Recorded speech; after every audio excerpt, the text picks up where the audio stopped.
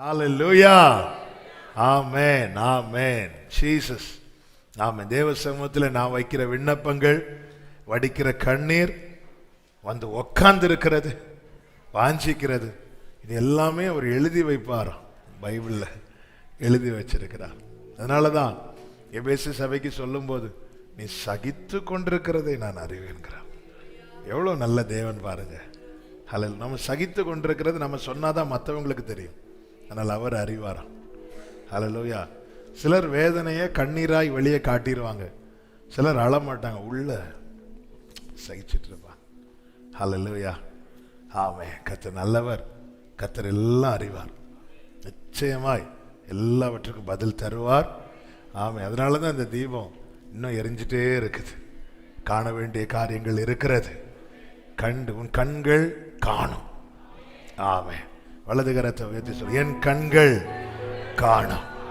ஆமென். ஹல்லேலூயா. கர்த்தருக்கு மகிமை உண்டாவதாக. ஆமென். நீ உன் பிள்ளைகளின் பிள்ளைகளையும் எருசலேமுக்கு உண்டாகும் சமாதானத்தையும் காண்பாய். கர்த்தர் காண பண்ணுவாராக. ஆமென். இந்த நாளிலே நாம் ஆபிரகாமுடைய ஜெபத்திலிருந்து சில காரியங்களை நாம் வேதத்திலிருந்து ஆமென் ஆவியானவர் காண்பிக்கிற வெளிச்சத்தின் பிரகாரமாய் கற்றுக்கொண்டு செபிக்க போகிறோம். ஆதாரமாய் முதலாவது ஒரு வசனத்தை வாசியுங்கள். ஆதியாகமம் 18வது அதிகாரம் 22வது வசனம். முதலாவது வாசியுங்கள். அப்பொழுது அந்த புருஷர் அவ்விடம் விட்டு சோதோமை நோக்கி போனார்கள்.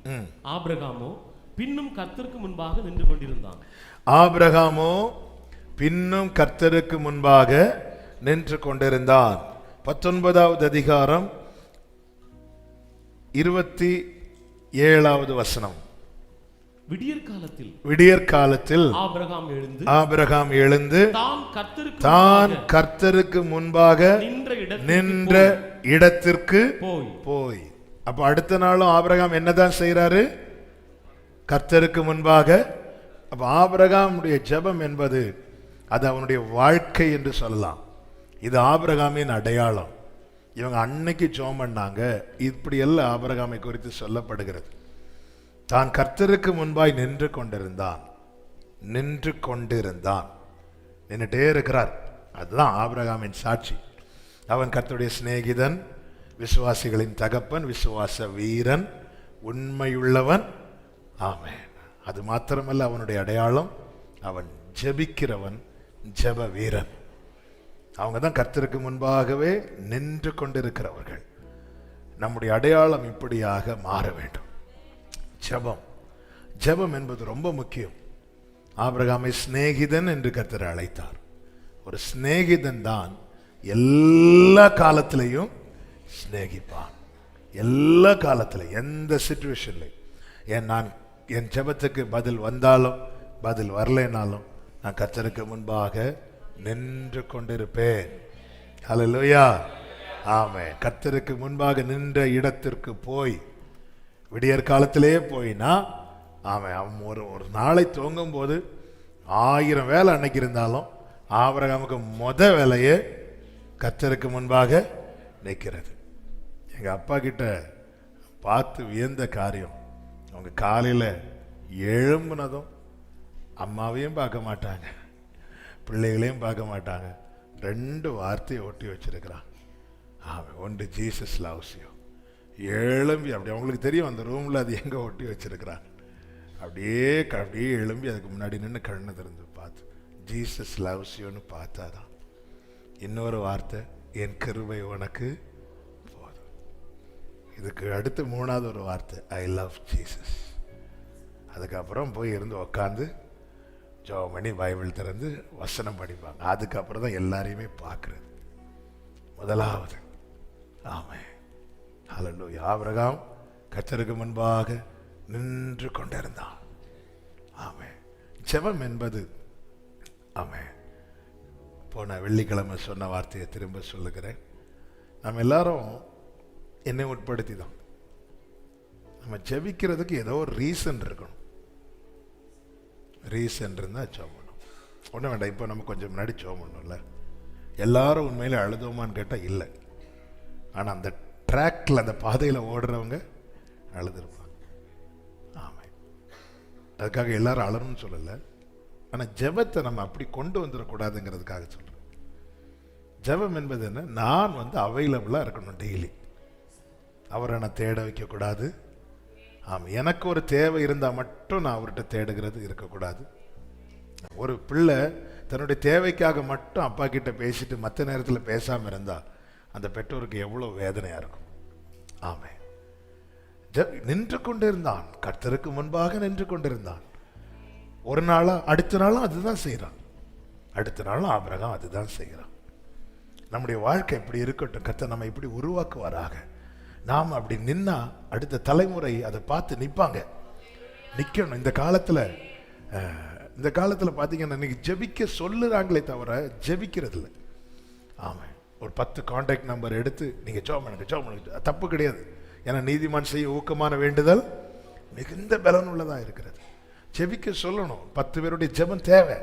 அதனால தான் எங்களுக்காக ஜெபம் பண்ணுங்க. நாங்களும் சொல்ல ரீசன் என்ன, உங்களுக்கு எங்கள் ஜெபம் எவ்வளோ தேவையோ அதை விட எங்களுக்கு உங்கள் ஜெபம் அதிகமாக தேவை. ஜெபிக்கணும். அதே நேரத்தில் நானும் ஜெபிக்கணும்ல, நான் ஜெபிக்கணும்ல, நான் நிற்கணும்ல, நானும் நிற்கணும்ல.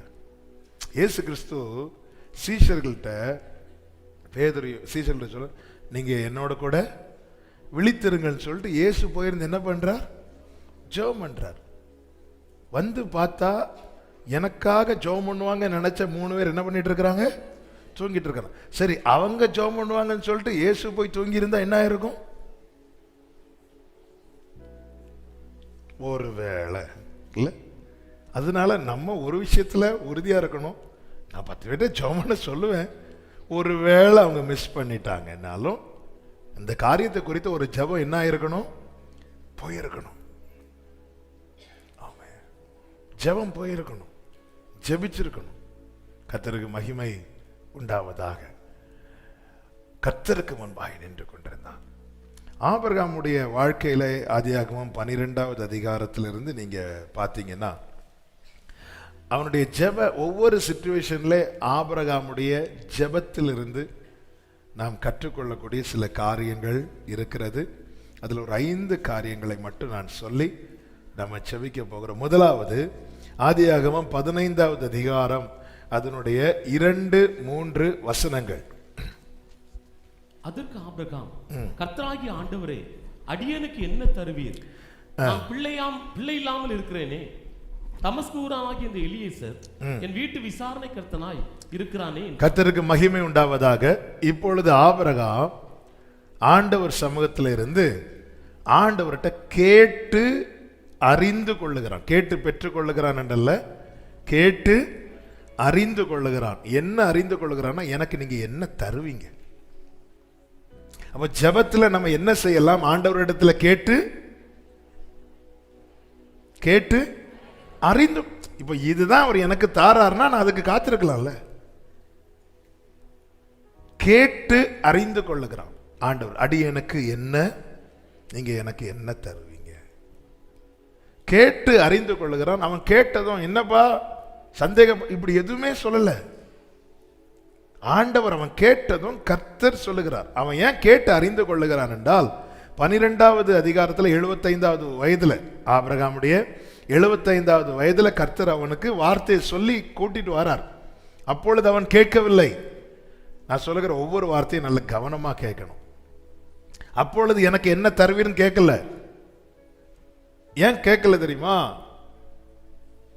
அவ்வளவு பழக்கம் ஆண்டவருக்கு ஆபிரகாம தெரியும். ஆனா ஆபிரகாமுக்கு ஆண்டவர் அவ்வளவு பழக்கம் இல்லை. அதனால ஓகே சொல்லிட்டு ஆமேன்னு சொல்லிட்டு இப்ப 86 வயசு, 11 வருட பழக்கம். ஆபிரகாமுக்கு இப்போ ஆண்டவரோடு எத்தனை வருட பழக்கம்? ஆமென். இன்னைக்கு நம்ம ஒருத்தங்கள்ட்ட ரொம்ப ஃப்ரீயா பேசுவோம், சில காரியங்களை கேட்டு அறிந்து கொள்வோம். இவங்க கூட நம்ம ஆரம்பத்தில் பழகி இருப்போம் தெரியுமா, அது அறிமுகமாயிருக்கும் தெரியுமா. அப்பம் பேசுறதுக்கும் இப்ப பேசுறதுக்கும் எவ்வளவு வித்தியாசம் இருக்கும் தெரியுமா. அப்பொழுது அவர் சொல்லுகிறார், வார்த்தையை கொடுக்கிறார், வாக்குத்தத்தம் கொடுக்கிறார், ஆமேன்னு சொல்லிட்டு போறார். வசனத்தை தேடி வாசியுங்கள், இவைகளில் ஒன்றும் ஜோடு இல்லாதிராது. அது நான் ஜோடியை நான் அடுத்து சொல்றேன். ஆனா இப்ப 11 வருஷம் பழக்கம். அதனால உரிமையா கேட்கிறாரு, ஆண்டவர் எனக்கு நீங்க என்ன தருவீங்க? ஏன்னா 11 வருஷமா எனக்கு நான் எதிர்பார்த்த காரியம் கிடைக்கல. அதனால நீங்க சொல்லிட்டீங்கன்னா அதை வைத்து நான் எதிர்பார்க்க வேண்டுமா வேண்டாமா என்பதை நான் தீர்மானித்துக் கொள்வேன். நீங்க எனக்கு என்ன தருவீங்க? எனக்கு இன்னொரு ஆப்ஷன் இருக்கு ஆண்டவரே. என் வீட்டில் எலியேசர்னு ஒருத்தர் இருக்கிறான். ஏன்னா நீங்க எனக்கு சொன்ன வார்த்தையை நான் புரிந்து கொண்டது, நீங்க எனக்கு ஒரு சந்ததியை தருவீங்கன்னு தான் நான் புரிந்து கொண்டேன். ஆனா இப்பொழுது 11 வருடம் ஆகிறது. அதனால எனக்கு அது சரியா எனக்கு கிளியர் பண்ணுங்க. எனக்கு நீங்க என்ன தருவீங்க? எனக்கு நீங்க அதை சொல்லுங்க. எனக்கு இன்னொரு ஆப்ஷன் இருக்கு ஆண்டவரே என் வீட்டில். இல்லப்பா, நான் சொன்னது அது இல்லை, நான் சொன்னது உனக்கு சந்ததியை தருவேன்னு சொல்லல, அது இப்படின்னு வேற மாதிரி நீங்க எனக்கு சொல்லிட்டீங்கன்னா, எனக்கு புரிஞ்சிட்டுனா, இல்ல இதுதான் எனக்கு இதை நீங்க தருவீங்கன்னு தெரிஞ்சிட்டுனா, நான் அதுக்கேற்ற மாதிரி என்ன மாத்திக்குவேன். ஆண்டவரே நீங்க எனக்கு என்ன தருவீங்க? நான் பிள்ளை இல்லாமல் இருக்கிறேனே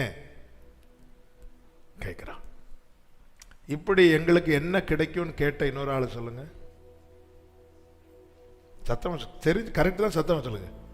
பேதுரு யார்கிட்ட கேட்டார்? இயேசுட்ட கேட்டார். எப்பொழுது கேட்டார்? அழைத்த அன்று கேட்டாரா? கூட இருந்து பழகுனதுக்கு அப்புறம் கேட்டாரா? அழைத்த அன்னைக்கு ஏதாவது கேட்டாரா? இல்ல. ஏன்? பழக்கம் இல்லை.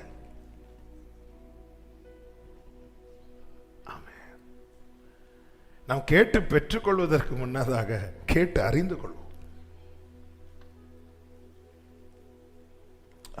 அழைத்த நாள் முதல் இத்தனை நாள் வரை அவருக்கு நம்மை தாயின் கருவிலிருந்தே தெரியும். ஆனா நமக்கு என்னையிலிருந்து தெரியும்னா, ஆபிரகாமுக்கு என்னையிலிருந்து ஆண்டவரை தெரியும்னா 75வது வயதுல இருந்து. இப்ப 11 வருட பழக்கம். அந்த 11 வருட பழக்கத்தை வச்சு, அந்த ஃப்ரெண்ட்ஷிப்பை வச்சு, அந்த நட்பை வச்சு ஆண்டவர்கிட்ட கேட்கிறோம். கர்த்தரும் என்ன சொல்லுகிறார்? என் சிநேகிதனாகிய ஆபிரகாம். சோ நமக்கு எதை வச்சு கேட்கணும்னா, நம்முடைய நீதியோ நம்முடைய நியாயத்தை வச்சு இல்ல, நமக்கு அவரோடு இருக்கிற பழக்கத்தை வச்சு, அவரோடு இருக்கிற உறவை வச்சு. அந்த உங்ககிட்ட இருக்க எனக்கு இது எல்லார்ட்டையும் சில காரியங்களை கேட்போம் தெரியுமா? சிலர்கிட்ட எனக்கு இது எல்லார்ட்டையும் கேட்க ஒரு மாதிரி இருக்கு. எனக்கு உங்க கிட்ட இருக்க பழக்கத்தை வச்சு நான் இதை கேட்கிறேன். எனக்கு என்ன தருவீங்க? பேதுரு உட்பட, பேதுரு அப்படிதான் கேட்டான். ஆண்டவரே எல்லாத்தையும் விட்டுட்டு, ஆண்டவர் சொன்னான் நீ என்னை பின்பற்றி வா. அவங்க எல்லாம் நான் விட்டுட்டு வந்தா எனக்கு என்ன கிடைக்கும் அப்படி. ஏன்னா அந்த அளவுக்கு பழக்கம் இல்லை. அப்படி உரிமையா கேட்கறதுக்கோ ஓப்பனா கேட்கறதுக்கோ அன்னைக்கு சீஷர்களுக்கு பழக்கம் இல்லை. அதனால கூட வந்துட்டு கூட இருந்து நல்ல அங்க எங்கேயும் போயிட்டு வந்து நல்லா பழகிட்டு, ஆண்டவரே நாங்க எல்லாத்தையும் விட்டுட்டு வந்தோம்ல, ஆண்டவரே எங்களுக்கு என்ன கிடைக்கும், எங்களுக்கு என்ன தருவீர் என்று கேட்ட ஆபிரகாமுக்கும் அவர் பதில் சொன்னார். எங்களுக்கு என்ன கிடைக்கும் என்று கேட்ட பேதுருவுக்கும் அவர் பதில் சொன்னார். எதுக்காக இப்படி சொல்லுகிறேன்? அவரோடு பழகிறவங்க கேட்டா நிச்சயமாய் அவர் பதில் சொல்லுவார். அந்த பதில் எப்படிப்பட்ட பதிலா இருக்கும் தெரியுமா? அதுக்கப்புறமாய் ஆபிரகாமும் எனக்கு என்ன கிடைக்கும் என்று கேட்கவில்லை, பேதுருவும் எனக்கு என்ன கிடைக்கும் என்று கேட்கவில்லை. ஆபிரகாமுடைய ஜெபத்துல நாம கற்றுக்கொள்ள வேண்டிய முதல் காரியம் கேட்டு அறிந்து கொள்ளணும். ஆனா எல்லாருக்கும் கேட்டு அறிய முடியுமான்னு தெரியாது. பழக்கம். ஆமே ஆமே நம்முடைய அவரோடு உள்ள அந்த பழக்கம். ஆபிரகாமுக்கு தேவனோடு 11 வருஷ ஃப்ரெண்ட்ஷிப். 11 வருஷ ஃப்ரெண்ட்ஷிப். ஹல்லேலூயா. ஆமென். இந்த ஃபேஸ்புக்கில் அது திடீர்னு அப்படி ஃப்ரெண்டில் ஒரு நோட்டீஸ் வரும், உங்களுக்கு இந்த ஃப்ரெண்டோடு 11 வருஷம் ஃப்ரெண்ட்ஷிப். பேச்சும் கிடையாது, ஒன்றும் கிடையாது. எனக்கு ஃபேஸ்புக்கில் இருக்கிற முக்கா பேர் யாருன்னு தெரியாது. ஆனால் வந்துடும் நீங்கள். ஏன்னா அன்னைக்கு தான் 2 பேரும் அக்செப்ட் பண்ணி ரிக்வெஸ்ட் கொடுத்துருப்பாங்க, அக்செப்ட் பண்ணி இருக்கும். அது 5 வருஷம் ஆச்சு. 5 வருஷ பழக்கம், 8 வருஷ பழக்கம். ஆமாம், அது சும்மா போடுறது. ஆமாம், இப்போ நான் ஒரு கேள்வி கேட்கிறேன், நமக்கு தேவனோட எத்தனை வருஷம் பழக்கம்? ஃபேஸ்புக் பழக்கமா இல்ல ஆபிரகாம் ஆண்டவருக்கு இடையே இருக்கிறது ஒரு பழக்கம் இருந்துச்சுல, ஒரு அந்த ஃப்ரெண்ட்ஷிப்பா? அவர் இறங்கி நமக்கு ரிக்வெஸ்ட் கொடுத்தார், அக்செப்ட் பண்ணோம், அதோட முடிஞ்சு. வருஷத்துக்கு ஒருக்கா அப்படியே ஒரு ரிமைண்டர்ல வரும், 1 year ஃப்ரெண்ட்ஷிப், 2 years ஃப்ரெண்ட்ஷிப். அன்னைக்கு ஒரு லைக்கு, ஒரு கமெண்ட், ஹாப்பி ஃப்ரெண்ட்ஷிப் டே, அவ்வளவுதான். இந்த பழக்கம் வேலைக்கு ஆகாது. ஆமென். நமக்கு தேவனோட அந்த பழக்கத்தை வச்சு கேட்கிறான், அந்த உரிமையில கேட்கிறான், அதனால ஓப்பனா கேட்கிறான். அது வர அப்படி எல்லாம் உள்ளதா இருக்கு. அவருக்கு தெரியும் உள்ள என்ன இருக்குன்னு. பேதுருக்கு அப்ப இல்லைன்னா படகு போட்டு வலை போட்டு நிறைய மீன் இதெல்லாம் போட்டுட்டு ஒருத்தன் வரான், உள்ள இருக்கு. ஆமா, நமக்கு என்ன கிடைக்கும் இதை விட்டுட்டு அப்படி முதல்ல பழகும். பழகிட்டு மெதுவா அப்படிதானே சிலர்கிட்ட நம்ம சில காரியங்கள் கேட்கும்போது அங்க மூடு சரியில்லை, அவங்க கொஞ்சம் அவங்கள்ட்ட ஃப்ரீயா வேற பேசிட்டு, ஒருத்தங்க திடீர்னு நம்ம கிட்ட பிரைஸ் லார்ட் எப்படி இருக்கிறீங்கன்னு கேட்டாலே நம்ம நல்லா இருக்கணும்னு சொல்றதுக்கு முன்னாடி இவங்க ஏன் இப்போ நமக்கு கூப்பிடுறாங்க அப்படி கேட்டுட்டு தானே அடுத்து நல்லா இருக்கும்னு சொல்லுவோம்.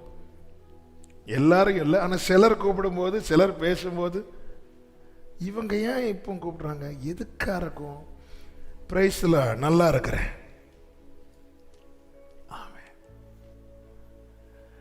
ஆபிரகாம் தேவனோடு இருக்கிற அந்த பழக்கம், அந்த ஃப்ரெண்ட்ஷிப், அந்த நட்பு, அதில் அவன் கேட்கிறான், ஆண்டவரே 11 வருஷம் காத்திருந்துட்டேன், நான் காத்திருந்த காரியம் கரெக்டு தானா, இல்லை நான் தப்பா புரிஞ்சுக்கிட்டேனா? அடியனுக்கு என்ன தருவீர்? கேட்டதும் கர்த்தர் தெளிவா சொல்லிட்டார், சந்ததி உண்டாகும்பா, சந்ததியை தருவேன்பா அப்படின்னு கர்த்தர் வார்த்தையை கொடுத்ததும் 11 வருடம் காத்திருந்த ஆபிரகாமை கர்த்தர் கொடுத்த பதில் இன்னும் 14 வருடம் காத்திருக்க வைத்தது.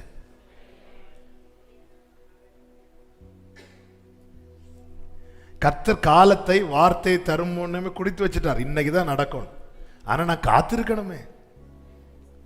11 வருடம் காத்திருந்த ஆபிரகாமை இன்னும் 14 வருடம் காத்திருக்க வைத்தது என்னவென்றால், எனக்கு என்ன கிடைக்கும் என்று அவன் கேட்டு அறிந்து கொண்டானே, அதுதான். ஆண்டவர் எனக்கு இன்னைக்கு தருவீங்கன்னா நான் வெயிட் பண்றேன், இல்ல நீங்க டிலே ஆகணும்னா நான் இதோட வெயிட் பண்ண மாட்டேன், நான் வேற வழியை பார்த்து போயிடும், அப்படி இல்லை. எனக்கு தெரிஞ்சிட்டுன்னா நான் வெயிட் பண்ணுவேன். ஆமே, எனக்கு தெரிஞ்சிட்டுன்னா நான் வெயிட் பண்ணுவேன். எனக்கு என்ன கிடைக்கும்? தேவனோடு இருக்கிற இந்த உறவுல கேட்கணும். கேட்டான், தேவன் பதில் கொடுக்கிறார். அந்த வசனத்தை வாசிங்க, 15வது அதிகாரம் அதனுடைய 4வது வசனம். அப்பொழுது கர்த்தருடைய வார்த்தை 3ல இருந்தே வாசிங்க. பின்னும் ஆபிரகாம், தேவரீர் எனக்கு புத்திர சந்தானம் அருளவில்லை, இதோ என் வீட்டிலே பிறந்த பிள்ளை எனக்கு சுதந்திரவாளியாய் இருக்கிறான். அதாவது 11 வருஷத்தோட ஆபிரகாம் காத்திருக்கிறத ஸ்டாப் பண்ணிடலான்னு பார்த்தார். ஸ்டாப் பண்ணிட்டு ஒரு பிள்ளைய தத்தெடுத்து வளர்க்கறதுக்கு பிளான் போட்டார். புரியும்படி சொல்றேன். வீட்டில் எலியேசர் இருக்கிறான், கேட்டா கண்டிப்பா பிள்ளைய தருவான், ஏன்னா நான் நிஜமான அல்லவா, அதனால கொடுப்பான். ஸோ பிளான் பண்ணி, ஆண்டவரே நீங்க சொல்லுங்க என்ன கிடைக்கும், நீங்க சொல்லிட்டீங்கன்னா நான் அதுக்கேற்ற மாதிரி என் பிளானை, அதனால நான் ஒரு ஆப்ஷன் இருக்கு ஆண்டவரே, நான் உங்களை எதுவுமே சொல்லலை, நீங்க என்னை அழைத்தது எனக்கு பெருசு, நீங்க என்னை தெரிந்தெடுத்தது எனக்கு ரொம்ப பெருசு, நான் 11 வருஷம் வெயிட் பண்ணிட்டு இருக்கிறேன், இப்படி ஒரு ஆப்ஷன் இருக்கு. வீட்டில் எலியேசர் பையன் இருக்கிறான், அவன் என் வீட்டில் தான் பிறந்திருக்கிறான், அதனால அவன் எனக்கு சுதந்திரவாளியா இருக்கிறான்னு சொல்லும் போது அடுத்த வார்த்தை, அப்பொழுது கர்த்தருடைய வார்த்தை அவனுக்கு உண்டாகி, இவன் உனக்கு சுதந்திரவாளி அல்ல. ஆண்டவர் தெளிவாக்குறார், இவன் உனக்கு சுதந்திரவாளி அல்ல, உன் கற்ப பிறப்பா இருப்பவனே சுதந்திரவாளி ஆவான் என்று சொல்லி கர்த்தர் அவனை அழைத்து வானத்தை பாத்தீங்க பாருப்பா, இதுதான் இப்படிதான் தெளிவுபடுத்தி சொல்லி அடுத்த வசனத்தை வாசிங்க, 6வது வசனம். அவன் கர்த்தரை விசுவாசித்தான், இது அவனை இன்னும் 14 வருடங்கள் காத்திருக்க வைத்தது. அப்ப ஜெபத்துல நமக்கு அவருக்கு இடையே இருக்கிற உறவின் அடிப்படையில் நம்ம அவர்கிட்ட ஓப்பனா கேட்கலாம். அது ஆபிரகாம்கிட்ட நாம கற்றுக்கொள்ளக்கூடிய ரொம்ப அருமையான காரியம். கேட்டு பெற்றுக்கொள், அதற்கு முன்னே கேட்டு அறிந்து கொள். இப்போ ஆண்டவர் சொல்றார் இல்லப்பா அப்படின்னா ஆபிரகாம் அதுக்காக வெயிட் பண்ணியிருக்க மாட்டானே. நம்புவதற்கு ஏதுவல்லாதிருந்தும் நம்பிக்கையோடே காத்திருந்தானோ. ஏன்னா ஆண்டவர் சொல்லிட்டார், பொய் சொல்லவோ மனம் மாறவோ நீர் மனிதர் அல்லவே, நீர் மனிதர் அல்லவே. எஸ், நீங்க மனிதர் அல்லவே. நீர் கைகளை உயர்த்தி, நீர் நேற்றும் இன்றும் நீர் சொன்னதை செய்து முடிக்க வல்லவர், நீர் நேற்றும் என்றும் மாறாதவர். ஹல்லேலூயா. நீர் சொன்னதை செய்து முடிக்க வல்லவர். காலங்கள் மாறலாம், காலங்கள் மாறலாம், சூழ்நிலை மாறலாம், மனிதர்கள் மாறலாம், நீரோ என்று மாறாதவர். காலங்கள் சரபலரதரப சேகரபலரதர மாறலாம், மனிதர்கள் மாறலாம், நீரோ என்று மாறாதவர். ஆமென், ஹல்லேலூயா. கேட்டு அறிந்து கொள், அதன் பிறகு கேட்டு பெற்றுக்கொள். என்ன ஆண்டவர் பிளான் வச்சிருக்கிறாங்க அது தெரியும். ஆண்டவர் தெரிவிப்பாரா, ஆண்டவர் சொல்லுவாரா? 1 கொரிந்தியர் 2வது அதிகாரம் 9வது வசனத்தை வாசிங்க. எழுதியிருக்கிறபடி தேவன் தம்மில் அன்பு கூறுகிறவர்களுக்கு ஆயத்தம் பண்ணினவைகளை கண் காணவும் இல்லை, காது கேட்கவும் இல்லை, அவைகள் மனுஷனுடைய இருதயத்தில் தோன்றவும் இல்லை. 10வது வசனம், நமக்கோ தேவன் அவைகளை தமது ஆவியினாலே வெளிப்படுத்தினார். அப்ப அவரோடு உறவுல இருந்தா அது நமக்கு வெளிப்படுத்தப்படும். ஏன்னா ஆவியானவர் நம்முடைய ஆவியுடனே கூட. அப்படிதான் ரோமர் 8:15 அந்த ஒரு வசனத்தை வாசிருக்க. ரோமர் 8:15 தானே?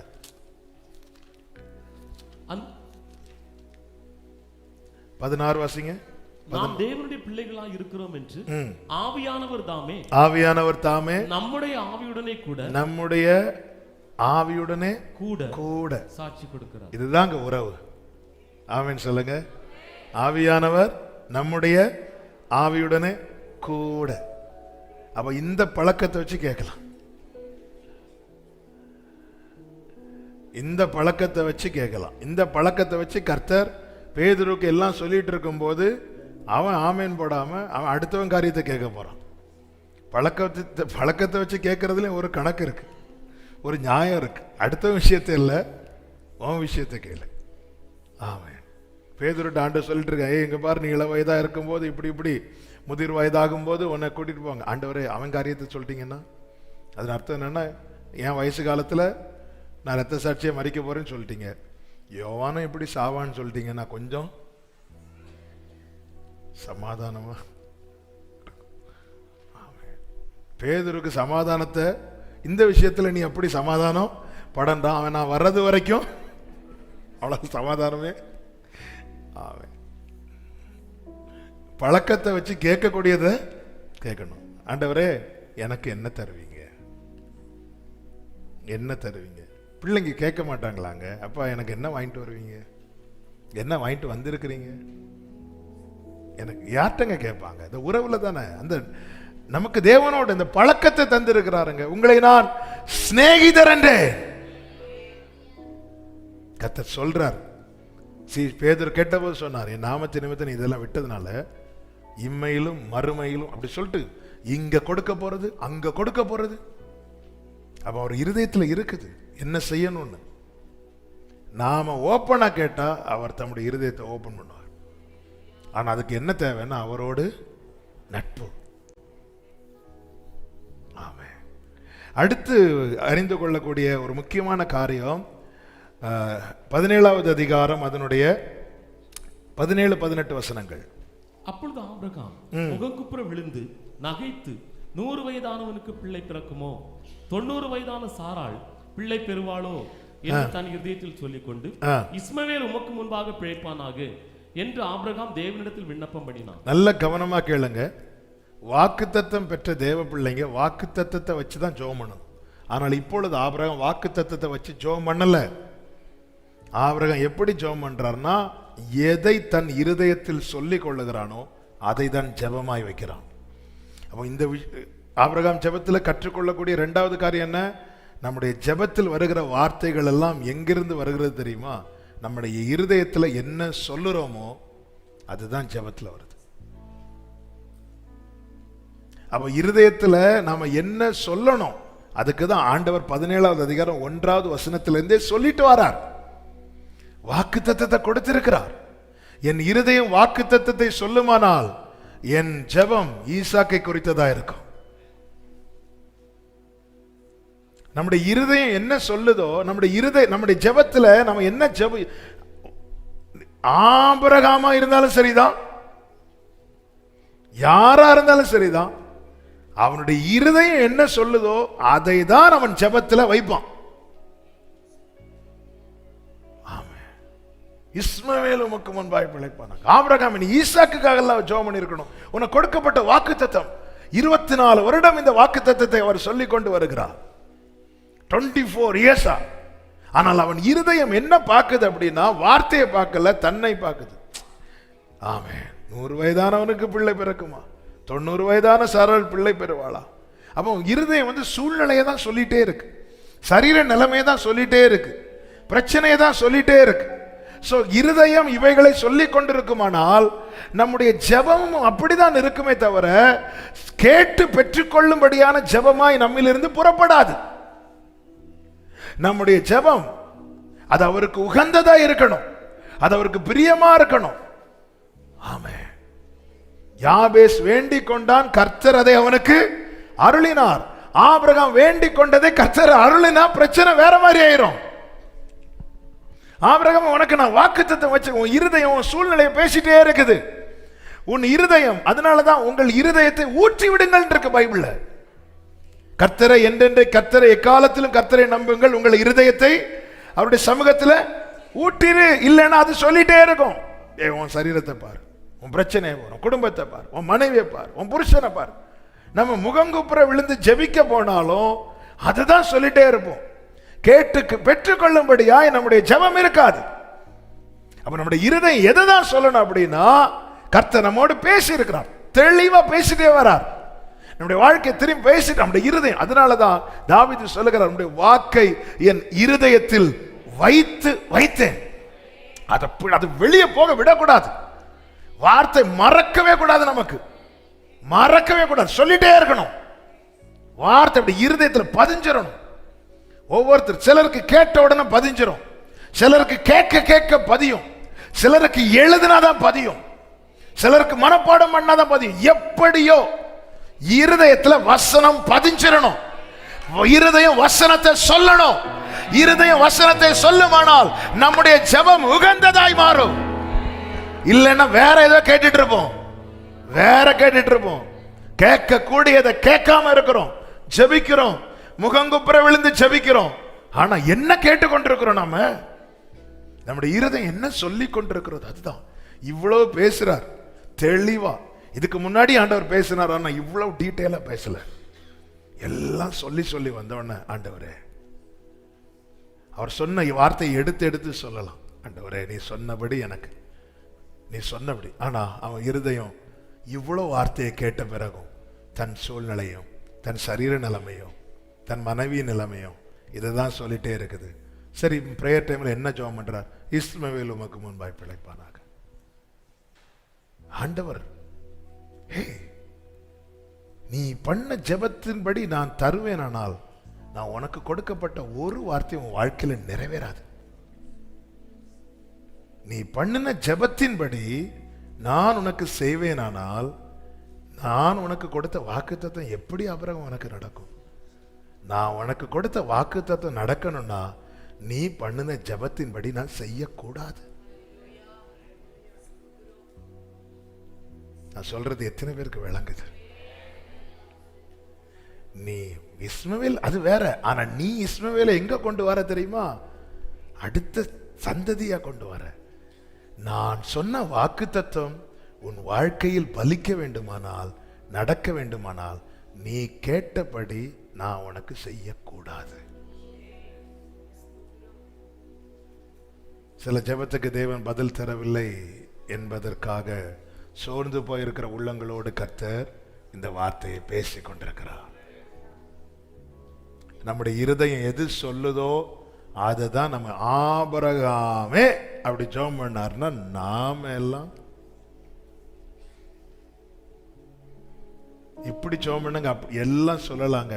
ஆனா இருதயம் என்ன சொல்லி கொண்டு இருக்குதோ அதனாலதான் வசனம்.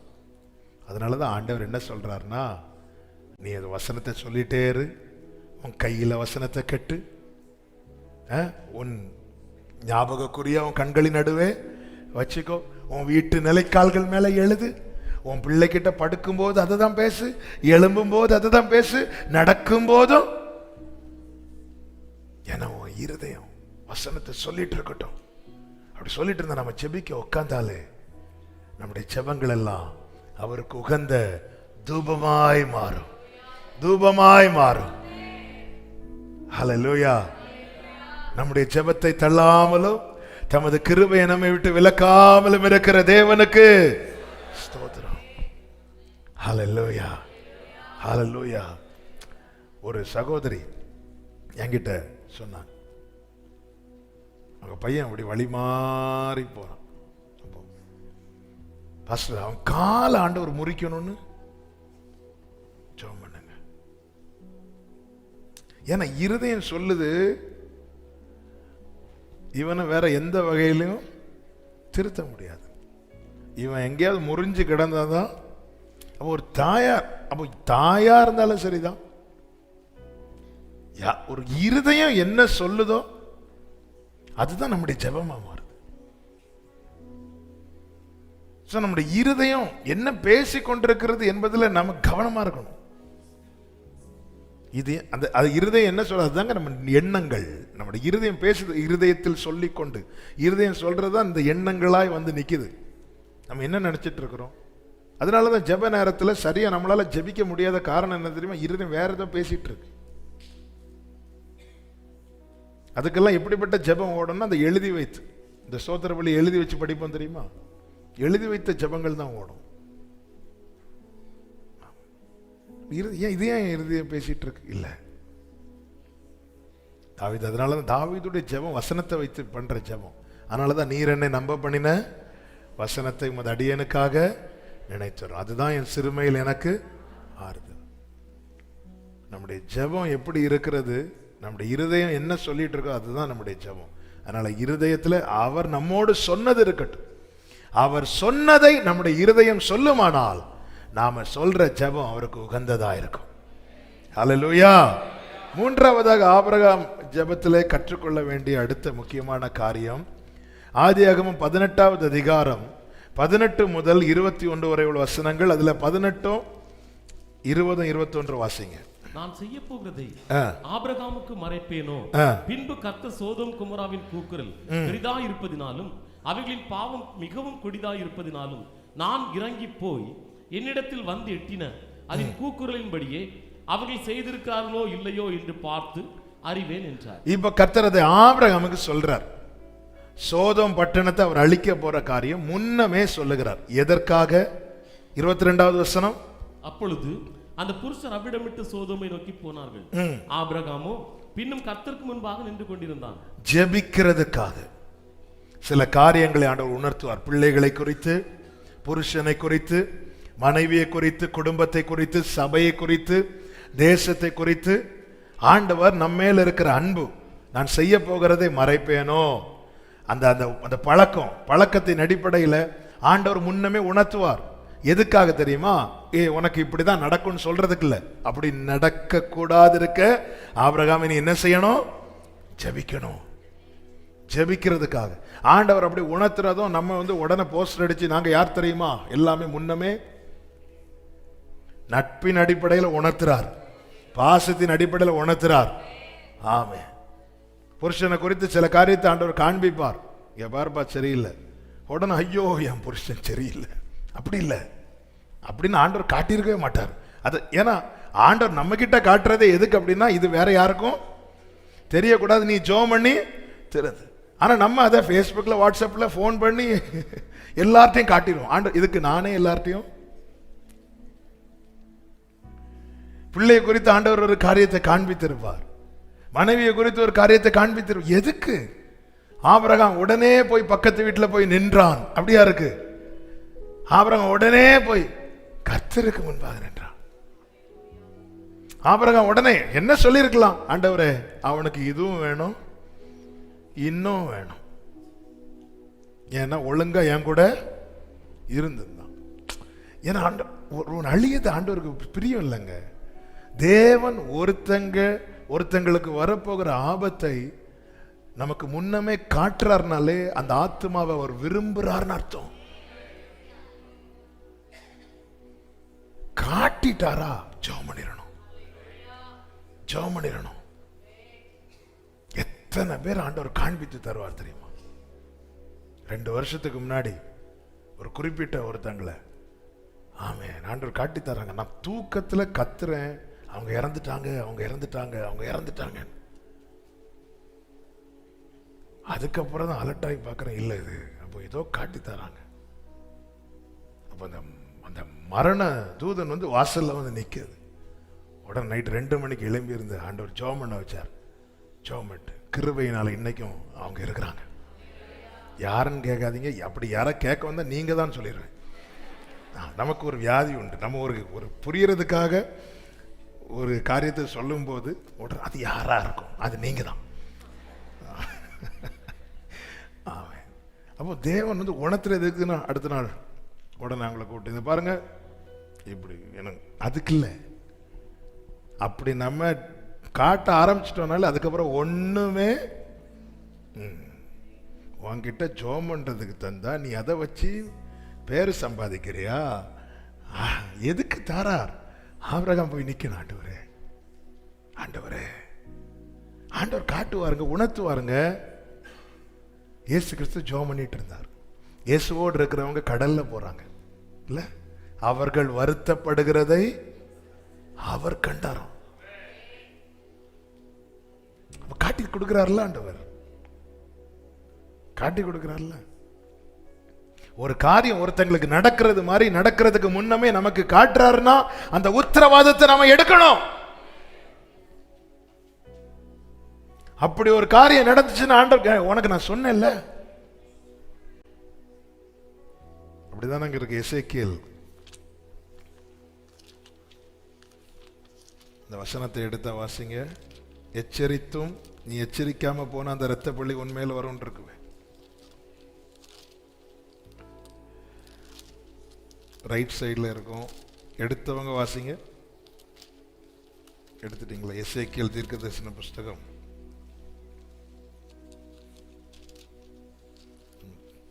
எல்லாரும் என் கூட தேடிட்டு தான் இருப்பீங்கன்னு தெரியும். யாரா எடுத்தீங்களா? ஒரு துன்மார்க்கனை எசேக்கியேல்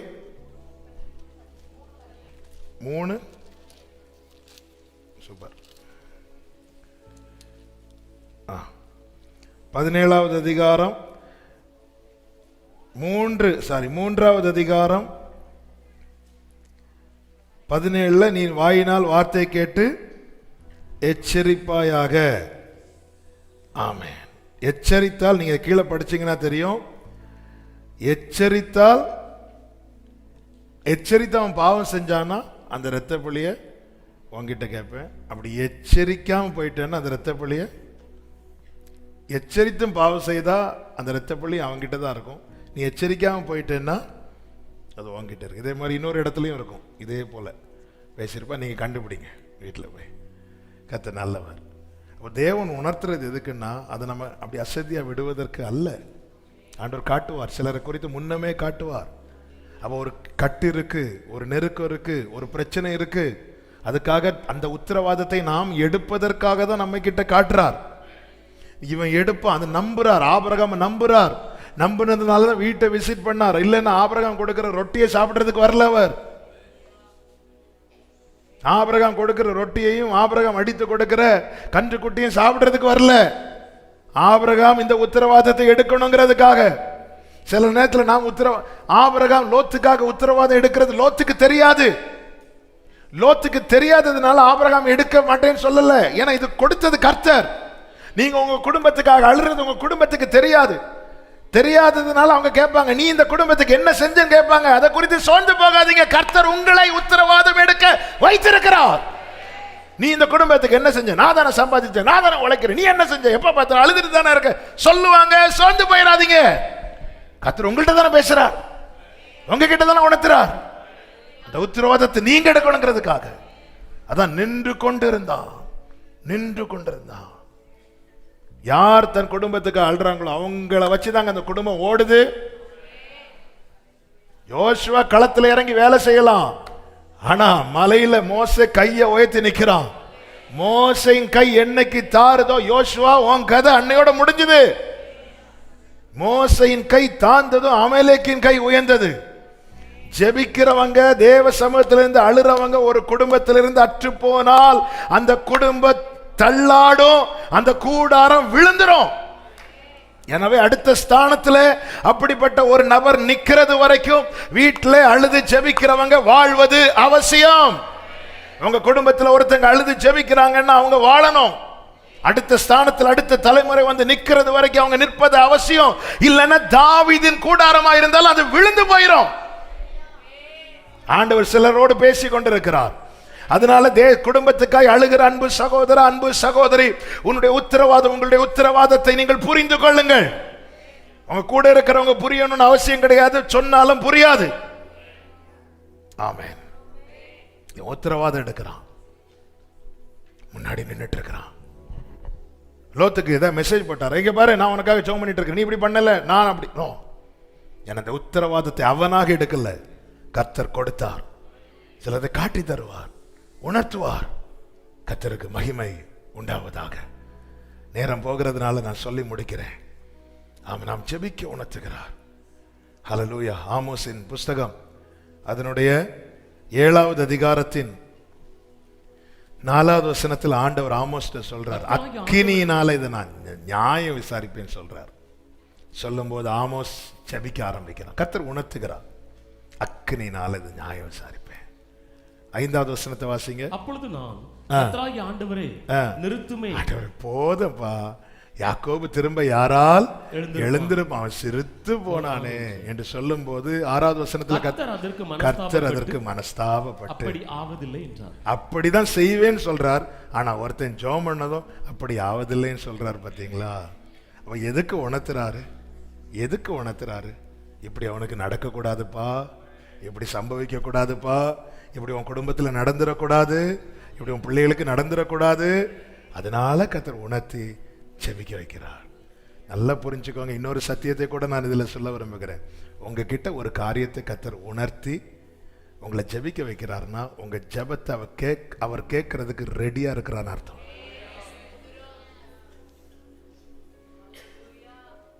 ஆமென். நான் இந்த வேர்டை ரிப்பீட் பண்றேன். உங்ககிட்ட ஒரு காரியத்தை தேவன் உணர்த்தி, சொப்பனத்தின் மூலமோ தரிசனத்தின் மூலமோ அல்லது யார் மூலமோ உங்ககிட்ட ஒரு காரியத்தை தேவன் உணர்த்தி உங்களை ஜெபிக்க வைக்கிறார்னா உங்க ஜெபத்தை அவர் கேட்கிறதற்கு ரெடியா இருக்கிறார். அதன் அர்த்தம் தான் மூவராய் ஆபிரகாமை சந்திக்க வருகிறார்கள். உடன் வந்த 2 பேர் சோதோமை நோக்கி போகிறார்கள். கர்த்தர் அங்கே நிற்கிறார். ஏன்? ஆபிரகாம் பின்னும் கர்த்தருக்கு முன்பாக எனக்கு டைம் இல்லைன்னு சொல்லிட்டு கர்த்தர் போகல. ஆபிரகாமே நீ நிக்கணும், நீ நில்லு ஆபிரகாமே, எனக்கு அவசரம் இல்லை, நான் கேட்கிறேன் ஜெபிக்கணும். கர்த்தர் உணர்த்துவாருங்க கண்டிப்பா இந்த ஆகஸ்ட் ஜெபத்துல. ஆமென். அதனாலதான் நேற்று ஜெபத்தை குறித்து சொல்லும்போது சொன்னேன் அல்லவா, நீங்க உங்க தேவையெல்லாம் சொல்லிட்டு கொஞ்ச நேரம் எப்படி இருக்கணும்? அமைதியா இருங்க. உணர்த்துவார். எதனால சில காரியங்கள் நடக்கல, ஏன் தடையா இருக்கிறது, ஏன் வாய்க்கப்படலை, உணர்த்துவார். உணர்த்தும் போது அதை வச்சு ஆண்டவர் சமூகத்தில் ஜெபம் பண்ணணும். நம்மில் குறை இருக்கவனால் அகற்ற வேண்டியதை அகற்றணும். ஆமே, கர்த்தர் உணர்த்துவார். இந்த ஆகஸ்ட் ஜெபத்தில் கர்த்தர் உணர்த்துவாராக. ஆமே, அப்படி ஒரு காரியத்தை தேவன் உணர்த்துறாருனாலே, வர்றதுக்கு முன்னாடி உணர்த்துறாருனாலே நம்ம ஜெபிக்கிறத அவர் கேட்கறதுக்கு ரெடியா இருக்கிறார்னு அர்த்தம். ஹல்லேலூயா. உங்ககிட்ட உணர்த்துற காரியத்தை நீங்க ஜெபம் பண்ணுங்க. உங்களுக்கு இன்னும் ஜெப சப்போர்ட் தேவைன்னு வரும்போது உங்களுக்கு பாஸ்டர்ஸ்க்கு ஃபோன் பண்ணி சொல்லுங்க, ஜெபம் பண்ணுங்க. உங்களுக்கு நெருக்கமா இவங்க ஜெபம் பண்ணுவாங்க நம்பிக்கையுள்ள விசுவாசிகள்கிட்ட சொல்லுங்க. ஆமே, இந்த காரியத்துக்காக. ஆனா ஒரு உங்களுக்கு நிச்சயம் இருக்கணும், இவங்க இந்த விஷயத்தை வெளியே, நான் திருப்பி சொல்றேன், முதல்ல நீங்க ஜெபம் பண்ணுங்க. இல்ல எனக்கு இந்த காரியத்துக்கு நான் ஜெபம் பண்ண உட்கார்ந்தாலும் என்னால முடியல, எனக்கு ஒரு பிரேயர் சப்போர்ட் தேவை அப்படின்னு இருந்தா சபை ஊழியருக்கு சொல்லுங்க. உங்க சபை ஊழியருக்கு சொல்லுங்க. இது ஆன்லைன்லயும் பாக்குறதுனால சொல்றேன். உங்க பாஸ்டர் சொல்லுங்க, எனக்கு இன்னும் பிரேயர் சப்போர்ட் தேவை. யாருக்கிட்ட சொல்லணும்? இவங்க கிட்ட சொன்னா இவங்க இந்த விஷயத்தை அவங்க ஹஸ்பண்ட கூட அவங்க ஒய்ஃப்ட கூட சொல்ல மாட்டாங்க என்கிற நிச்சயம் இருக்கிறவங்க கிட்ட நீங்க சொல்லுங்க. அதே போல உங்ககிட்ட ஒருத்தங்க தங்கள் பர்சனலை சொல்லி ஜெபிக்க கேட்டா, நான் இயேசு நாமத்தில் தாழ்மையா சொல்றேன், அதை உங்க ஹஸ்பண்ட கூட அல்லது ஒய்ஃப்ட கூட ஷேர் பண்ணக்கூடாது. ஏன்னா அவங்க நீங்க ஜெபம் பண்ணா கர்த்தர் கேட்பார்னு நம்பிதான் உங்ககிட்ட ஜெபிக்க சொல்லியிருக்கிறாங்க. அதை போய் தெரியுமா அவங்களுக்கு, நம்ம ஜெபம் பண்ணிடுவோம், ஆனா நம்ம வாய் இருக்கு தெரியுமா, இந்த நாக்குக்கு லைசன்ஸ் கிடையாது. ஆமே, ஆனா இப்படி பேசிடுவோம். இல்ல, தயவு செய்து அவங்க அவ்வளவு வலியில அவங்களால நிக்க முடியாம எனக்கு ஒரு 2 பேரும் ஜெபம் பண்ணா நல்லா இருக்கும் அந்த தேவையினால அவங்க கேட்டாங்க. அது உங்ககிட்ட ஜெபத்துக்காக ஒரு விஷயத்தை சொல்லிட்டாங்கன்னா சொல்லாதீங்க. ஹஸ்பண்ட சொல்லாதீங்கன்னு சொல்றது தப்பா எடுத்துக்கணும். உங்க ஹஸ்பண்ட் உங்க கூட ஜெபிக்கிறவங்களா இருந்தா அவங்க கிட்ட சொல்லி சேர்ந்து ஜெபம் பண்ணலாம். ஏன்னா சில விஷயம் நாம தாங்கிடுவோம், நம்ம துணை தாங்கிட மாட்டோம். அவன் நமக்கு தெரியணும், இந்த விஷயத்தை இவங்க கேட்டுருவாங்க, இந்த விஷயத்தை இவங்க தாங்கிட மாட்டாங்க. அந்த நிலைமையும் அறிந்திருக்கணும். அதுக்கு ஏற்றார் போல. ஆமாம், சிலர் வீட்டில் மனைவி மட்டும் ஜெபம் பண்ணுவாங்க, புருஷன் ஜெபம் பண்ணவே மாட்டாங்க. அப்போ அந்த காரியத்தை என்ன செய்ய முடியாது, அவங்க கிட்ட நம்ம காரியத்தை ஷேர் பண்ணணும். ஆனால் இன்னொருத்தங்க ஜெபிக்க கேட்டிருப்பாங்க, இப்படி வீட்டில் இந்த பிரச்சனை இருக்கு அப்படி நம்ம கிட்ட ஜெபம் பண்ண கேட்டிருப்பாங்க. நம்ம ரட்சிக்கப்படாத ஒரு கணவர் இருப்பா, அவர்கிட்ட போய் இங்கே பாருங்க அந்த வீட்டில் இப்படி பிரச்சனை இருக்கான்னு சொன்னா, பார்த்தி அந்த சர்ச்சுக்கு போனாலே எப்படி வேற என்ன சொல்லுவாங்க அவங்க, வாமா ஜெபம் பண்ணு இப்படியே சொல்லுவாங்க. இல்லை, ஸோ நமக்கு தெரியும் அந்த ஜெப குறிப்பு அது ஜெபிக்கிறதுக்காக கொடுக்கப்பட்டது. ஆபிரகாம் பார்த்தீங்களா, ஜெபித்து கொண்டிருக்கிறான், நின்று கொண்டிருக்கிறான். அதனால கர்த்தர், நீங்க அந்த வசனத்தை படிச்சீங்கன்னா தெரியும், ஆபிரகாமுக்கு தேவன் இதை தெரிவிக்க காரணம் 19-16 வாசிங்க. அவன் தாமதித்துக் கொண்டிருக்கும் போது கர்த்தர் லோத்தின் மேல் வைத்த லோத்தின் மேல இரக்கம் வச்சதுனால இதுல இருந்து அவன் காக்கப்படணுங்கிறதுக்காக முன்னமே கர்த்தர் ஆபிரகாமுக்கு தெரிவிக்கிறார். இந்த வசனங்களை நல்ல கவனிங்க. லோத்தின் மேல இரக்கம் வச்சு ஆபிரகாமுக்கு தெரிவிக்கிறார். அடுத்து 29வது வசனம், தேவன் அந்த சமபூமியின் பட்டணங்களை அழிக்கும் போது தேவன் ஆபிரகாமை நினைத்து லோத்தை காப்பாற்றுகிறார். லோத்தின் மேல இரக்கம் வச்சு ஆபிரகாமுக்கு தெரிவிக்கிறார். ஆபிரகாம் பண்ணின ஜெபத்தை நினைத்து லோத்தை காப்பாற்றுகிறார். ஹல்லேலூயா. அவன் அழியணுங்கிறது தான் தேவ சித்தமா இருந்திருக்கும், ஆனால் ஆபிரகாமை ஜெபிக்க வச்சிருக்க மாட்டான். நீங்க எரேமியாவில் படிச்சீங்கன்னா தெரியும், எரேமியா கிட்ட சில இடத்துல சொல்லுவார், நீ இந்த ஜனத்துக்காக விண்ணப்பம் பண்ண வேண்டாம், நான் கேட்க மாட்டேன் அப்படிம்பார்.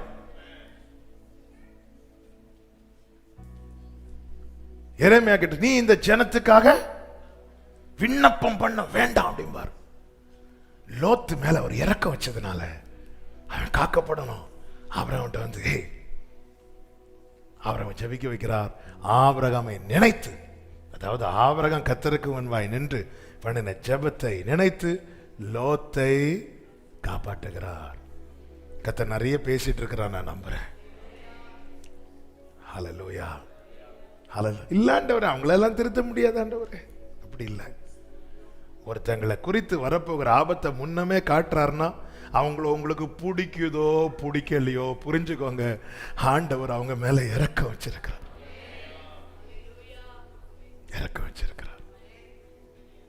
ஆமென். நாலாவதாக 2 காரியத்தை சொல்லிட்டு நம்ம ஒரு 5 நிமிஷம் ஜெபம் பண்ண போறோன்னு நீங்க இருந்து இந்த வார்த்தைகளெல்லாம் வச்சு ஜெபம் பண்ணுங்க. 4வதாக நீங்க அதனுடைய 18வது அதிகாரத்தின் 23 முதல் 33 வரை உள்ள வசனங்களை பார்த்தீங்கன்னா தெரியும். ஆபிரகாம் திரும்ப திரும்ப கேட்டுட்டு இருக்கிறான். எது வரைக்கும் கேட்கிறான் என்றால், தன்னுடைய குழப்பம் நீங்கும் மட்டும், தன்னுடைய பயம் நீங்கும் மட்டும்.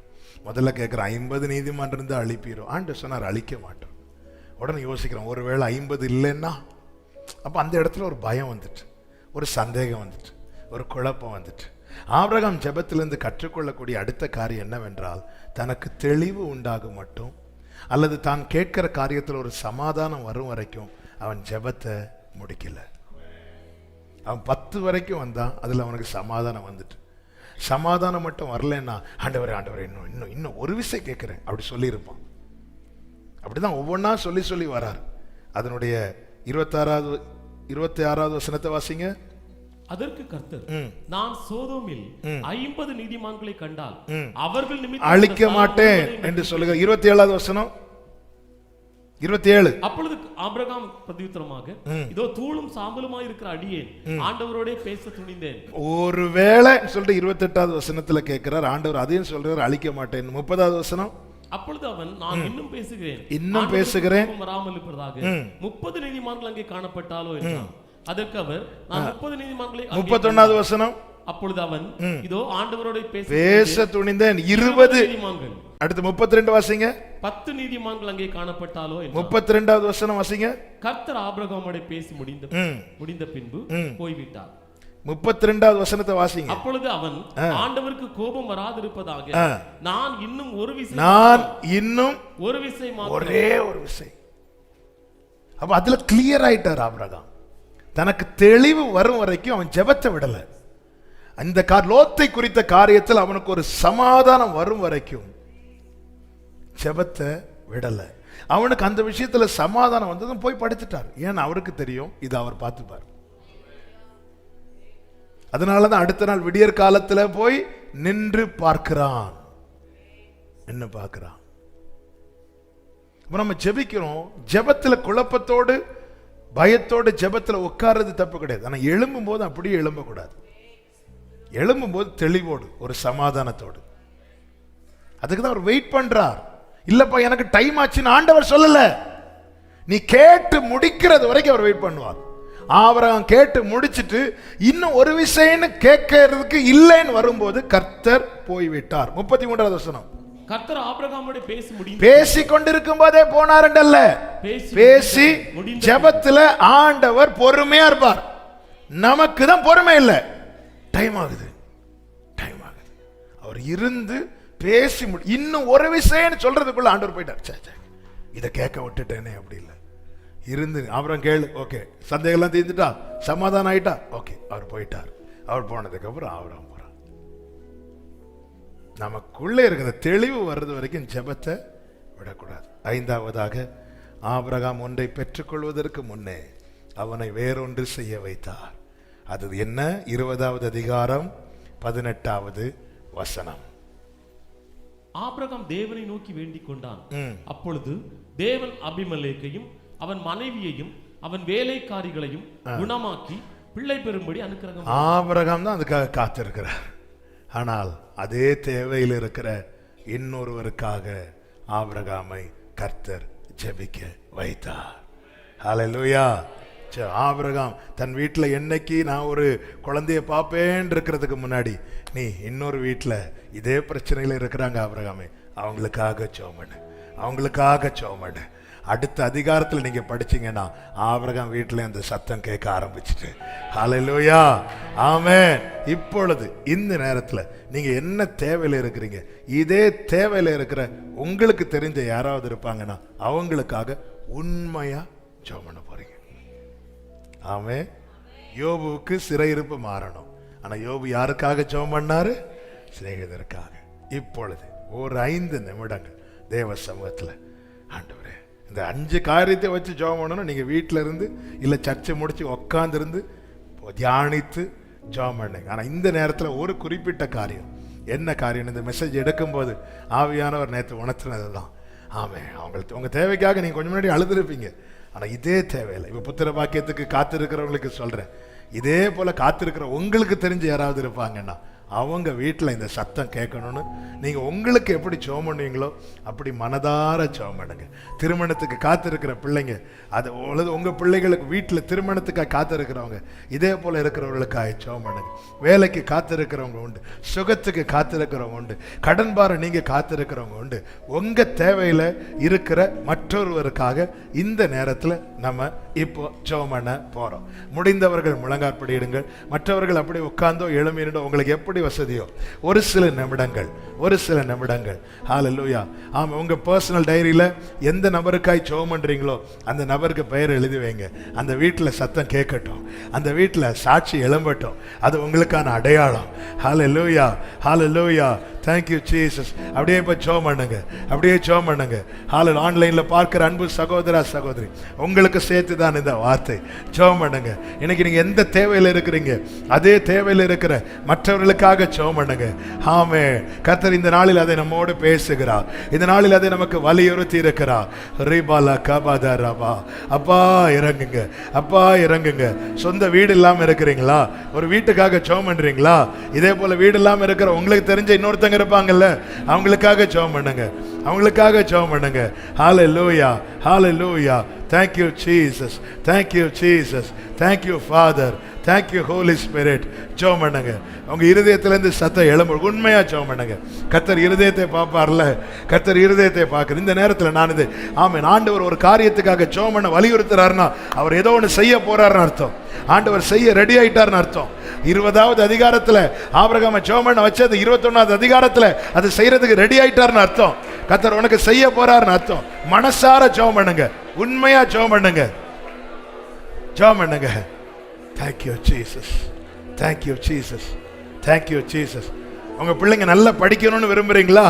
மற்ற பிள்ளைகளுக்காக மனசார ஜெபம் பண்ணுங்க. உங்க பிள்ளைங்க நல்லா வரணும்னு விரும்புறீங்களா? மற்ற பிள்ளைகளுக்காக உண்மையா ஜெபம் பண்ணுங்க. பைபிள் சொல்லுதுல, நீ எதை விதைக்கிறியோ அதை அறுப்பேன்னு. நல்லதை விதையுங்கள், நல்லதை விதையுங்கள். பிறருக்காக ஜெபம், நல்லா ஜெபம் பண்ணுங்க மனசார. இப்ப நீங்க உங்களுக்காக எப்படி ஜெபம் பண்றீங்க? உங்க பிள்ளைகளுக்காக அப்படி நீங்க ஜெபம் பண்ண போறீங்க. நல்ல வார்த்தைகளை சொல்லி அந்த நபருக்கு பெயரை சொல்லி ஜெபம் பண்ணுங்க. அந்த நபருக்கு பெயரை சொல்லி உண்மையா ஜெபம் பண்ணுங்க. கர்த்தர் கிரியை செய்வாராக, கிரியை செய்வாராக. 20ஐயும் பார்ப்பீங்க, 21ஐயும் பார்ப்பீங்க. அபிமெலேக்கு வீட்டுல குழந்தை பிறக்கிறதையும் பார்க்க போறீங்க. ஆபிரகாமே உன் வீட்டுல குழந்தை பிறக்கிறதையும் நீ பார்க்க போற. Jesus, Jesus. லஹண்டரபா லகபதரபா ஏடரலரதனரபா ஹண்டரபலரதனபா ரிபலரோ சேரே ஏரபலரா ஹண்டரா ஏமரா ஹண்டரா லகதரா ஹண்டரா லபதரா ரேபல ரியாந்தர பௌரபலரா ரிபா கரபா சந்தா ரெகடலரா. மனசார மனசார ஜெபம் பண்ணுங்க அந்த நபருக்காக. நீங்க அப்படி ஜெபம் பண்ணும் போது கர்த்தர் உங்களை ஆசீர்வாதமா வச்சிட்டார். உங்களை ஆசீர்வாதமாய் வைத்து உங்களை ஆசீர்வதிக்க விரும்புகிறார். உங்களை ஆசீர்வாதமாய் வைத்து உங்களை ஆசீர்வதிக்க விரும்புகிறார். இயேசு கிறிஸ்துவின் நாமத்தில் ஜெபிக்கிறோம்ப்பா, இயேசு கிறிஸ்துவின் நாமத்தில் ஜெபிக்கிறோம்.